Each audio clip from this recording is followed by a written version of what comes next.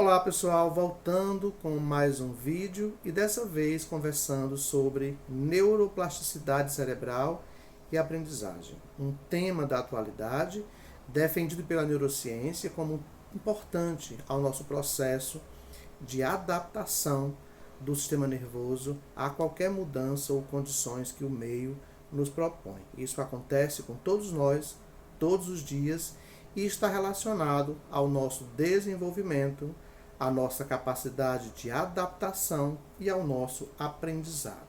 Então, a partir de estímulos, de vivências, de necessidades e do próprio ambiente em que estamos inseridos, o nosso sistema nervoso está preparado e é capaz de se modificar conforme essas contribuições que o meio nos traz.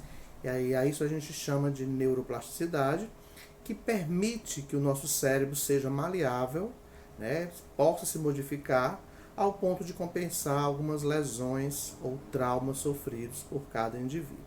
Antes de falar um pouquinho mais sobre esse assunto, é interessante que a gente traga aqui alguns mitos que até então ainda são disseminados acerca do uso do nosso cérebro. Alguns dizem que é verdade que usamos só 10% do cérebro. Isso é falso, porque a gente utiliza o cérebro inteiro constantemente, e esses neurônios que a gente tanto fala, eles estão ativos até mesmo enquanto a gente dorme.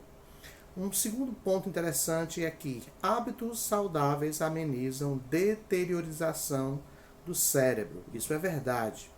Aprender novas línguas, ler bastante, praticar atividade física são hábitos que vão atenuando algum processo de degeneração cerebral, que normalmente acontece aí na fase adulta, tá? Outro ponto interessante é o lado do cérebro que mais utilizamos dita nossas habilidades. Isso é falso, porque embora cada lado concentre funções específicas, o cérebro possui estruturas interconectadas e que interagem entre si a todo instante.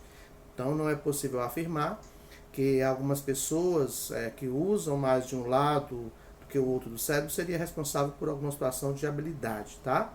Então isso não quer dizer que uma pessoa boa em matemática utiliza mais um lado esquerdo do que o direito, e assim falando de outras condições que se associam a esses dois hemisférios cerebrais. Então isso é mito. A diferença de comportamento de homens e mulheres ocorre por distinção entre os cérebros. Outro mito. Há pequenas diferenças biológicas entre os cérebros masculinos e femininos, mas elas são pouco significativas, em relação a esse comportamento que a gente tanto fala. Na verdade, essa diferença de comportamento ela acontece muito mais por razões culturais e sociais do que por condições de ordem biológica. Então isso é falso. O cérebro produz novos neurônios. Isso é verdade. Existem evidências científicas de que isso acontece durante a nossa vida inteira. E é justamente por essa capacidade de produzir novos neurônios que o cérebro pode reparar danos e lesões, que o cérebro pode estar aí nesse movimento que a gente defende como neuroplasticidade cerebral, tá? Então a neuroplasticidade cerebral é um assunto bem recorrente e a defesa disso se dá a partir do entendimento de que os nossos estímulos propostos a pessoas com deficiência, a pessoas que sofreram lesões, vêm de fato a trazer resultados positivos enquanto evolução a partir das dificuldades que os sujeitos apresentam. Então é importante entender isso. Então a neuroplasticidade cerebral, também chamada de plasticidade neuronal, é a nossa capacidade cerebral de adaptar-nos a mudanças que o meio propõe ao nosso sistema nervoso. Então a habilidade específica do cérebro de reorganizar os neurônios ou circuitos neurais, moldando-se aí a níveis estruturais por meio de aprendizagens que acontecem diariamente e de vivências a que estamos expostos da infância até a vida adulta. Então a capacidade que a gente chama de neuroplasticidade nos permite levar situações para que os nossos neurônios se regenerem e que sejam criadas conexões sinápticas, trocas de informações entre os neurônios, e assim modificar padrões, melhorando algumas dificuldades e ampliando assim em nós algumas capacidades. Então é importante que a gente entenda isso quando a gente propõe um recurso lúdico, uma intervenção sensorial, uma intervenção por um movimento, qualquer estratégia que a gente propõe, a gente está de alguma forma estimulando o cérebro a dar respostas, né, a buscar por situações de ampliação ou modificação de áreas cerebrais específicas, e assim a gente tem resultados ou modificações de comportamentos, né, ou superação de dificuldades por parte de quem apresenta algumas situações de prejuízos.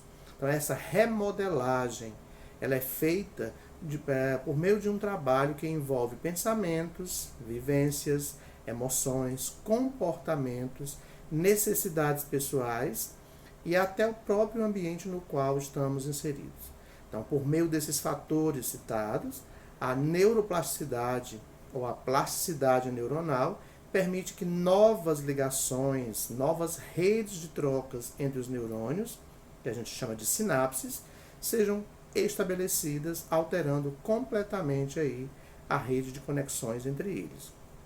Essa capacidade que o nosso sistema nervoso tem é de extrema importância para a adaptação de pacientes com lesões físicas, com lesões neurobiológicas, com lesões do neurodesenvolvimento ou especificamente com lesões cerebrais. Então é importante que a gente entenda isso e entenda também que o nosso cérebro é o centro que comanda todo o ser, né, que estímulos geram possibilidades e mais estímulos, mais conexões neuronais de fato podem acontecer, tá? Então, para a gente trazer aí como debate a neuroplasticidade, que acontece por diversas formas, né? Por brotamento, que é quando há o crescimento de uma área lesionada, por ativação de sinapses latentes, quando ocorre uma lesão ou destruição de estímulos cerebrais, né? E dessa forma as necessidades do indivíduo são supridas, né? E isso acontece a partir dos estímulos que a gente oferece. Portanto, estimular é o melhor caminho. E quanto mais cedo a gente propõe a estimulação,